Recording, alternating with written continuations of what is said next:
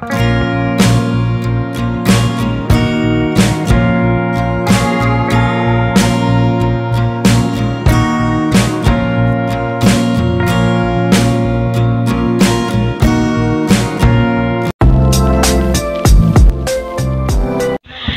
guys! So, ang gagawin ko ngayong video is about sa table. Tour to sa aking desk or study table. Ayan. Ang dami nang nagbago din dito dahil inayos ko kaninang umaga yata yun or magtatanghali na. Ayan. So, itutour ko kayo dito sa buong table ko and hanggang dito sa baba. So, let's start! Okay, so syempre guys, dito muna sa side na to. Ang unang-una is yung sa taas muna. Dito, sa box na to, nakalagay dito yung salamin ko. Yung mga salamin ko dati pa, yung mga anti-radiation. Dito ko na lang nilagay para sama-sama na. Tapos dito naman sa black, alam niyo naman to guys, na andito nakalagay yung salamin ko na photochronic at saka anti-radiation. Yan. Sinusuot ko to pagka nasa labas ako or nagsa-cellphone. Ayan, dito ko na lang nilagay para mabilis kong makuha. And then, dito naman is yung lalagyan ko ng mga pens. Eto, ang tawag dito, ayun, pencil color. Tapos, mga ganito. Ayan, yung iba dito, wala na mga tinta guys. Display na lang, halos lahat walang tinta yung mga ganito ko. Yung dito naman, okay pa naman yung mga nandito. Hindi ko lang masyadong ginagamit. And then, dito yung mga highlighter ko. Then, wala nang tinta din to. Yung mga to. Ayan. Mga luma na kasi. Tapos, yun lang. Pare-paras lang naman. Mga pang-color.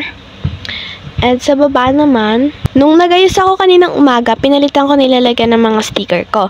Ito yung binili sa akin dati ni mama. Pero lagyan ng sabon talaga guys. Ayan. Hello Kitty. Nilagay ko na dito yung mga sticker ko. Ayan. Ngayon na lang din ako nagkaka-sticker. Binigay lang naman yung iba dito. Tapos, katabi nitong sticker naman is itong mga sobra kong oil pastel. Ayan, kung makikita nyo guys, maliliit na lang. Kasi wala na yung oil pastel ko na malaki. Yung nakikita nyo dati.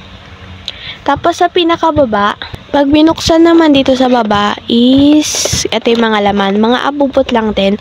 Pero more on ano to, sticky notes. Ayan, mga gantong sticky notes. Ito, meron ditong color pencil, stick glue. Glue stick pala. Ito kung ano na lang to.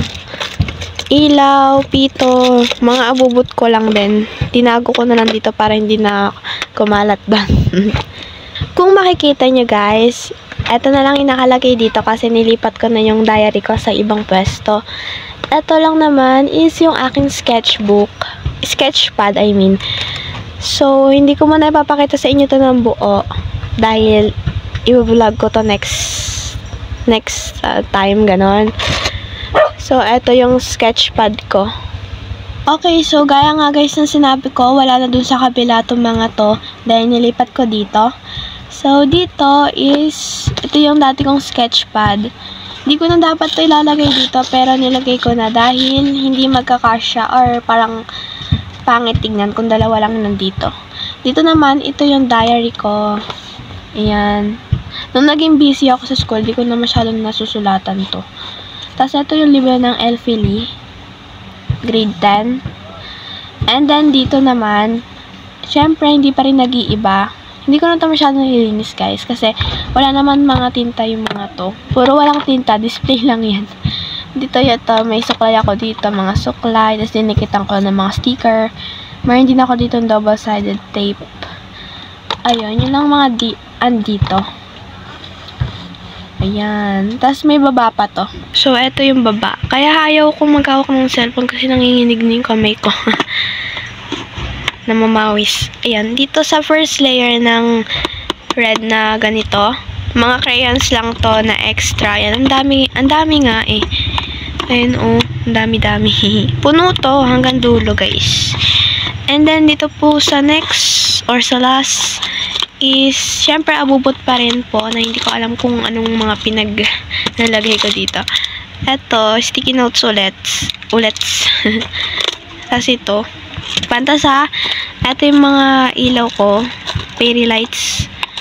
Yung mga iba ko lang abubot, mga kung ano-ano lang, earphones, ganon.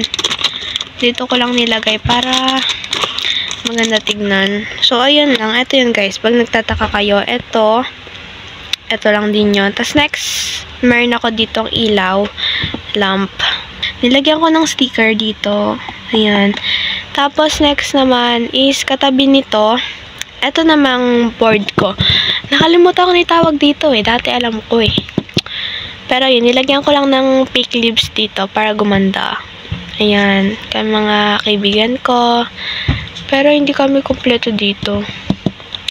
Tapos, kapatid na Perixue Manalo. Ito pa yung mga kailangan kong gawin. Kahit bakasyon. At isa pa lang natatapos ko dyan. Kasi, medyo tinatamad ako ngayon, guys.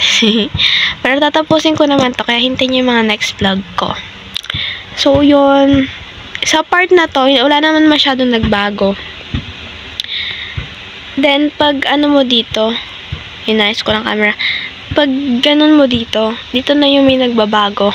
Uy, may nagbabago. Ayan. Pero sa personal, ang ganda nito. Sa camera, parang maluwag yung space, diba? Pero, sa personal, ang ganda-ganda. So, umpisahan ko dito sa pinakababa. Ilipat ko na kasi itong storage rack na to, na pula, kasi parang bagay sa table ko and para magamit ko na rin masyado. Nandun lang kasi patambak lang doon kasama yung mga maalikabok na kung ano-ano kong gamit. So, una dito naman sa part na to, mga pang ano lang yan, sa sarili ko, ganun. Dito is yung mga pony ko. Hindi pa to kompleto kasi yung iba kung saan-saan ko nilalagay. Ayan. Lalagyan lang to dati ng sinulid. Tapos ginawa kong lalagyan ng, ayan. Ito yung sa Florante at Laura ko. Ayan, Florante at Laura. Mga pony-pony lang. Mga dati ko pang pony.